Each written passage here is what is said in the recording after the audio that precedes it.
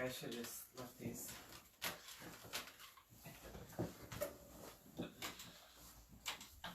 Okay. Hello, this is Matt Barbie with Time for Success Business Owner Moms Edition. And this is the show where we dive in. What does success look like in all areas of life with entrepreneurs who are also active family type people, right? So this is Matt Barbie, and I'm your host. I am a business strategist, and I help people create the businesses that give them and their families the lives that they've always dreamed of. And really, that's the heart of this show. Really, how do we get there? How do we create the business that gives us the lives that we dream of, right? So I've got a wonderful guest today, Debbie DeClue. Say hi, Debbie. Hi, Matt. Hey, how's it going? Hi, Debbie. Here, let me move the mic a little bit for you. Hi, Matt. Hey, so you have a photography business, right? Correct. For 12 years now. Yes. Right. Uh-huh. Yeah. So tell the audience a little bit more about that. Well, what do you want to know exactly? Well, so what kind of photography do you do? I have experience in lots of different types of photography, but I love to work with families and high school seniors with portraits, and I also love to shoot action sports photography. Yeah. And work with business people for headshots and things like that. Okay. So great. So out of all those things, which one's your absolute favorite? Probably the high school seniors. The high school seniors, yeah, because you have a whole process behind that too, don't you? I do. Like a whole program with that. Yes. Tell the audience a little bit more about that.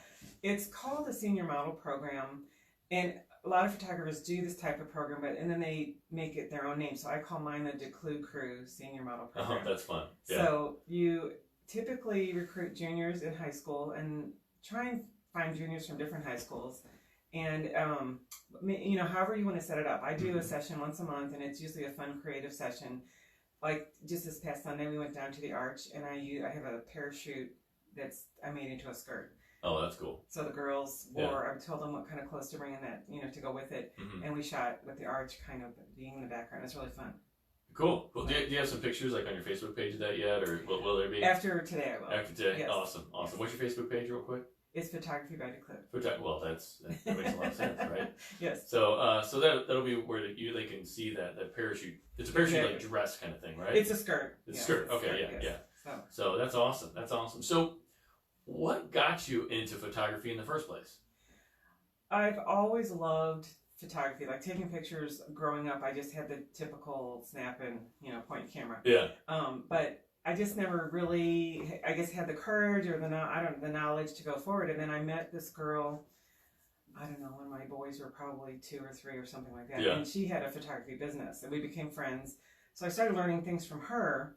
And both of my boys started playing baseball, and that was really what started the action sports part, because the league photographer kept messing up my order, and I just felt like the pictures were not very good. Oh my gosh, yeah. And they were pose shots; they weren't action shots. But so every time I would go to their games, I would just take pictures. The coaches didn't care, so I would just kind of get where I positioned myself well and start practicing. And after a couple of years, I was pretty good at the action, so I started that.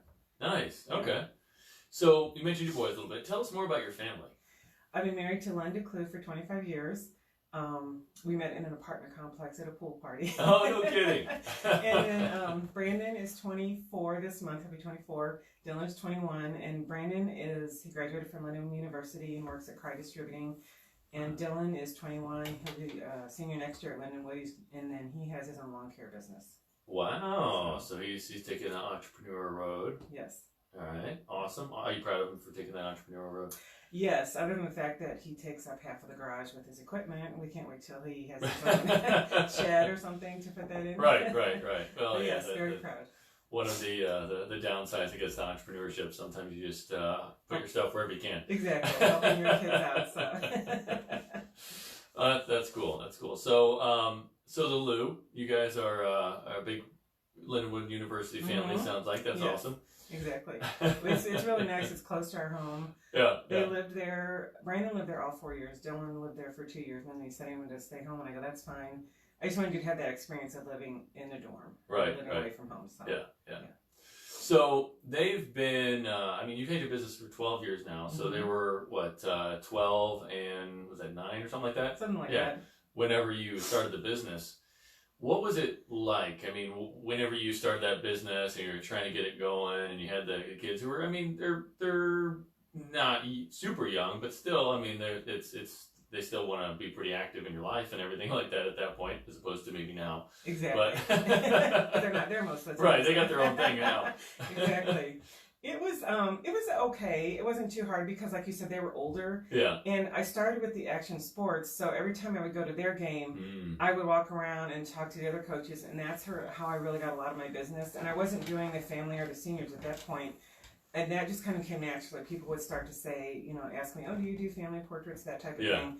So it was interesting, though, because my calendar was crazy. I'd have all their games on there with 2 kids and two different ages playing on different nights, sometimes occasionally on the same night. But every night I was on like a baseball field or a softball field because of the other games. So I was shooting a game or watching a game almost every night of the week. Wow. It was crazy, So you were able to incorporate it, though, into your kids' activities, which is great. Exactly. I could rarely miss one of their games unless, I don't know, it was really important, but I could put their games on the calendar and then just shoot the other people later on. Right.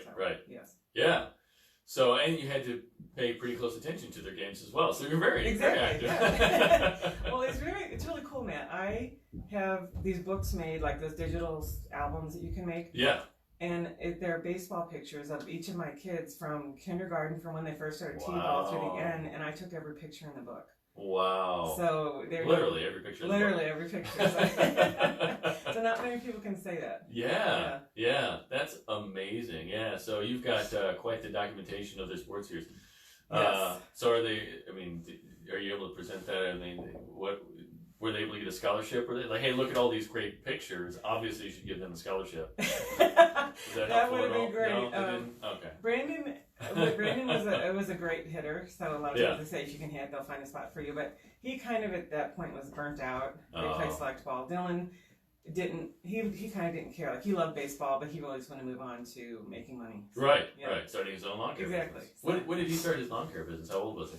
Oh, maybe 16. 16. With the regular, like our push mower, and I would drive him. Like if he could walk there, he would. But if he needed to go a little further, I'd put it in my car because he didn't have a truck at that point. Yeah. And now he has, his own trailer, all that kind of stuff. Right. So he just, So were you the inspiration for him to go down the entrepreneur road? Maybe. I don't know. My husband's an entrepreneur as well. Oh, okay, so, possibly, or maybe it's just in his blood. I'm not really sure. So. Mm-hmm. So what did your husband do? He works for Primerica Financial Services. Oh, okay. Or has his own business. Right, his own business, right. So. That's very much, it's kind of almost a franchise model, right? With typically, yeah. So, okay. So it's deep in the blood. Yes. Everybody's always doing something at our house. Right. Yeah. That's phenomenal. So, right now, you got the kids are a little bit older, right? So they're kind of off doing their own thing. But throughout the years, how did you define success as a family, with you having your own business and your husband having his own business, being the entrepreneurial family that you are? What did success look like for you guys? Oh boy. Freedom, I guess, being involved in the kids. I mean, are those kind of some of the elements? I mean, that's a good point. Like I was able to, I didn't miss many things at school. They both play baseball, and on the high school team, I could go to all those games. I could be the team mom, but also still make money and pay for things on my own or help pay for vacations or whatever. So it's just nice to have your own schedule and rarely have to miss something. And you don't have to pick and choose or feel like you're what's the word, disappointing someone because, so. Now, you obviously had to be at every game because you were taking all the pictures, exactly, right? Yeah. What did that allow for, I guess, because you were able to do that, to allow for your husband to kind of go off, and because Primerica is probably in people's kitchen tables sometimes at night and stuff like that, so maybe it was a little bit harder for him to be there, or was he able to still be there? He was still a lot. He was still able to be there. He would come, and if he had to leave, like many times the appointments, like for him, are maybe at 8 o'clock at night or something like that, or 7 o'clock or whatever. So he would come and watch most of because the high school games started at 4. So, so that works out great. Now the regular baseball summer ball starts at 6 usually, or I don't know, different times, but. He was able to watch most of them. Yeah.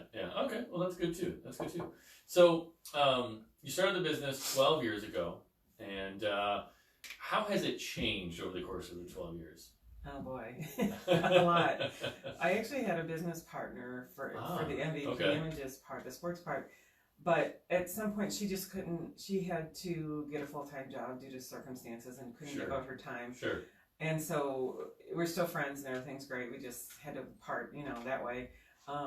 But then it branched into like, is it people asking, oh, can you do high school senior portraits or family portraits? Yeah. So it's just changed where I've gotten a lot more education too. Like Sally, my friend, taught me a lot. Started taking classes. I go to conferences.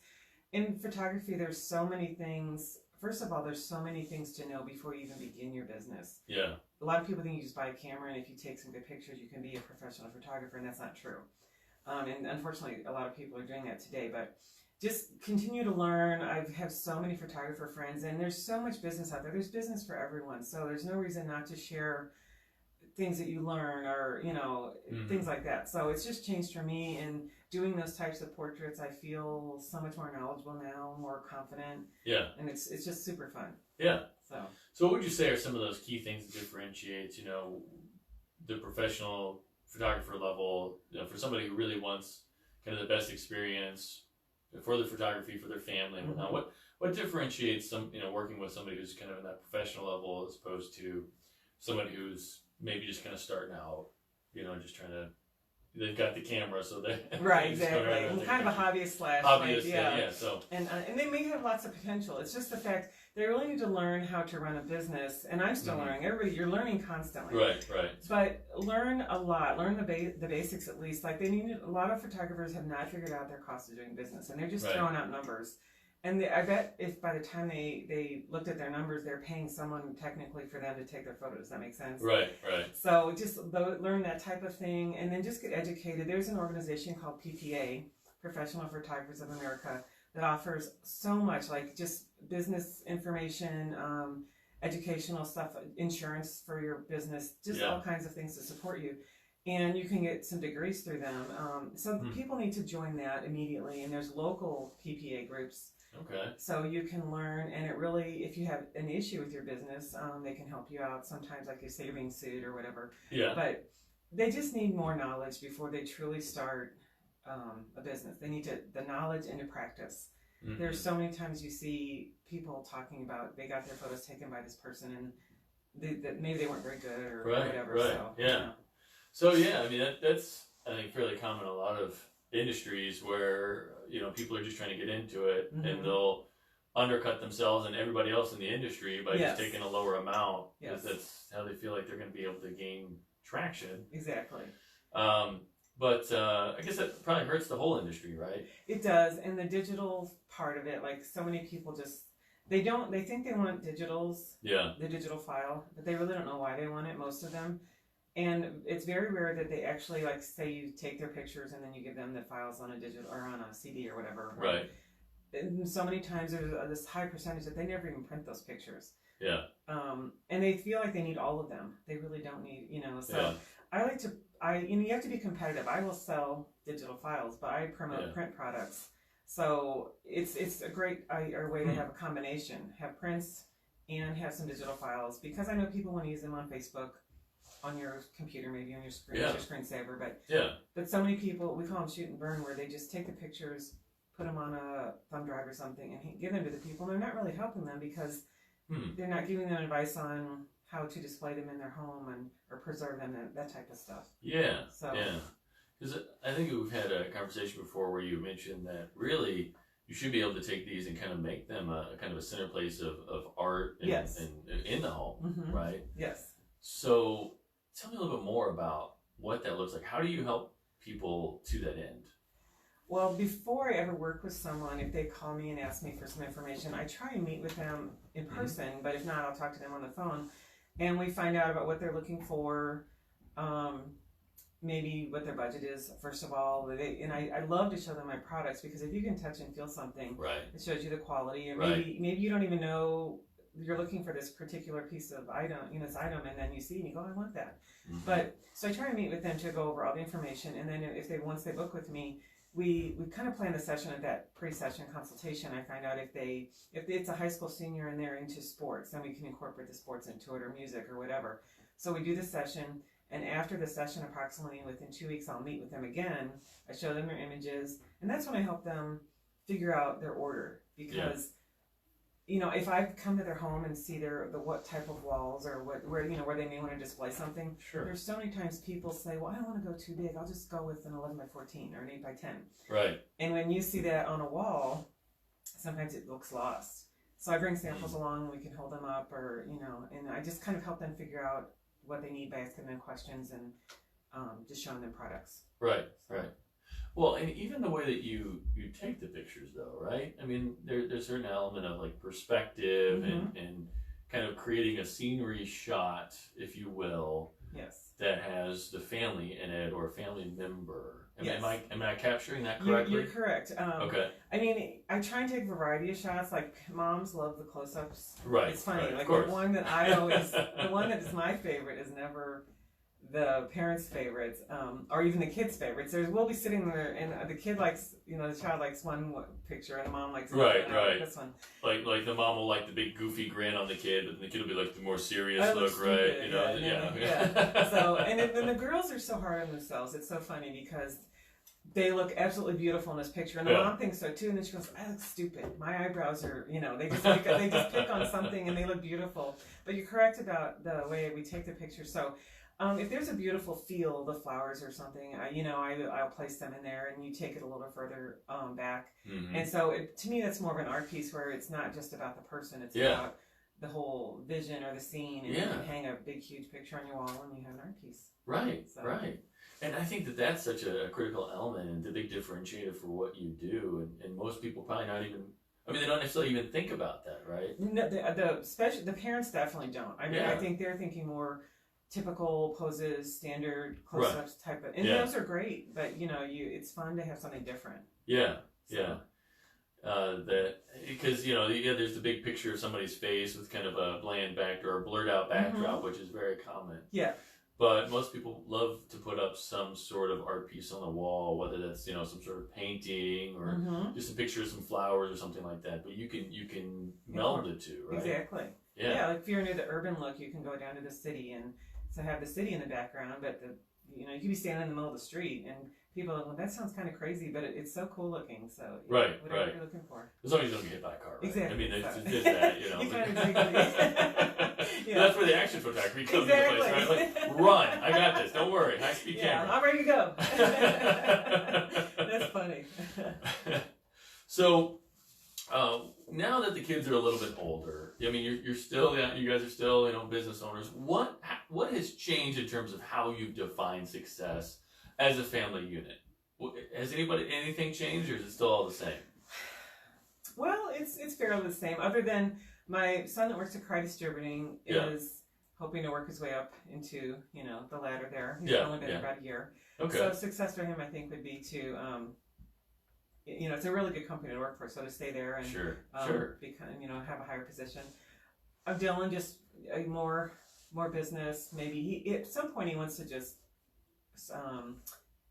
have people working for him and not do work. Right now he's running all over the place, going crazy. So I think for him that would be something like that. My husband and I, just more business and more really good people to work with too. It doesn't matter. You just don't want lots of business. You want to work with good people. Right. The right kind of business. Exactly. Yeah, the right kind of people. Exactly. Right. That's good. So you want to build your businesses up, and your son. Are you guys trying to kind of help your son with his business? Is he pretty open to input and ideas and all that to help him to get to that point? Yes and no. Sometimes he might be listening right now. He's still a kid. I mean, just be honest. He's not listening. Exactly. Right? He's probably in school, but sometimes I'll tell him stuff I've learned the hard way, and I don't know that he listens to me, but then he'll come back and he sent me a college professor at school said something, and I go, well, I think I told you that a month ago, but so sometimes they listen, sometimes they don't. Hey, there's a principle of education of repetition, right? Yes, exactly. But parents are stupid. We don't know anything, so they don't roll their eyes so much anymore. But so would you guys kind of define, you and your husband? Would you guys kind of say that success would be a part of what success would look like would be to help him have a successful business for himself as well. Like to be able to. Okay. Yes. Yeah, I mean, because that's a little bit different than, you know, when they were kids, you were trying to get them more freedom and be there with them and all that. But now that he's kind of got that entrepreneurial bug, you can feed into him a little bit. Well, and we've helped him in ways like co-signing on a loan. Yeah. You know, because he makes really very good money. He pays for his own stuff, but it's that initial getting the loan to buy the lawnmower or to buy his truck. Yeah. I don't love doing the co-signing, but you know, you gotta help him somehow. Right. So as long as he pays towards, that's good. That's good. Yeah. So you've helped him kind of with the co-signing, some advice here and there, some insights. Yes, I throw clients, like if any of my friends say, oh, so and so needs their lawn cut, you know, I give him his name. Good. So help him to refer him some business, and that's awesome. That's awesome. Because I mean, I think it's not necessarily something that we necessarily hit upon as much, you know, and even in this show. Of, you know, when the kids got the entrepreneurial bug, how do you support them being an entrepreneur, but also in the way that allows them to, I mean, because they're adult kids, right? They're not going to listen to all the things that their parents say. Right, they're 21, he has his own mind now, he does his own thing, so. Yeah, so are there any secrets of like inception of just trying to get that idea in there that like you just kind of sneak the concept in there to help kind of help them? Nothing yet. Well, like when they play baseball, my younger son would ask my husband a question, and he'd tell him, because my husband knows a lot about baseball, and he'd tell him what to do, and he goes, no, Dad, you know, it doesn't work that way. And he goes, then why did you ask me? And so half the time we would say to the coach, like, hey, can you tell him to do this? Because so when it comes from the coach, he listens more. So so we can do the same thing now. I could have you just call the professor out, like, hey, so I just said this, can you? So anyway, yes. Yeah. Okay. Well, that's phenomenal. That you had that opportunity to kind of bring him up and with that as well. So, you know, as we're kind of getting close to the end here, I think we got like 3 more minutes. I really would love to have another guest talk a little bit more about what they do and how people can kind of get a little bit more information. So, can you tell a little bit more people a little bit more about like you know, how you help them, even with the action sports? I mean, what does that look like, rather than because you said before that, like with some of the action shots that you previously experienced, that was kind of your frustration. What's the difference of how you make that work better than some of the other folks out there? Well, I have a system where I go before the game, and a lot of photographers do that too, but I have a system where I actually have them kind of stage things before the game. So I ask the team to come, like if the coach wants them there at 5:30 before 6 o'clock game, I ask them to come at 5. So that half hour is mine. And I do the team photo, coach and sons, or coach and daughters, whatever, get a photo taken. And I give them a complimentary 5x7 of that. Oh, nice. And then I have them line up and like pitchers can pitch, catchers can catch. I have them do things that they're going to do in the game if I can stage it. And I tell them to make it look real. Yeah. And then I stay and I shoot the game. But I get things like, I can guarantee that I get individual pictures of everyone. If I just shot the game, you can't guarantee that necessarily. I mean, I would have batting pictures, but the ball doesn't go to everybody in a game. Right. So that's why with what I do, I have pictures of everybody getting a ball, throwing a ball, pitchers pitching, all that kind of stuff. Awesome. Yeah. Oh, that's great. So it's a good system. And then you actually have like the physical things that you put them on. I saw like you had like a Bluetooth speaker, like some big, huge, beautiful metallic type pieces, and you've got a whole range. Like, how many products would you say that you have that like can really accentuate these and make them again an art piece in your home? Well, on the sports side, I offer other things too that I don't offer on the portrait side. On the sports side, I have collages and some very cool things like that, and like trading cards and ticket stubs and magnets. On the portrait side, maybe not too many products because you don't want to overwhelm people, but maybe I don't know, 10 or 12 different types of things. But some it's the same thing, but a different type of finish or coating on it, that type of thing. So, Well, great. Well, can you tell everybody how to get a hold of you if they want more information? Yes, you can reach me at cropshop@att.net or 636-936-8202. Awesome. Thank you so much. Well, this has been Matt Barbie with Time for Success, Business Owner Moms Edition. And again, if you've got a business and you're really wanting to create the type of business that gives you and your family the life that you guys have always dreamed of, please give me a call, 314-441-5423, and I can give you a little bit more information on how to do that. Awesome. That was fun. And thank you, Facebook Land. It was fun. You did an awesome job. Thank you.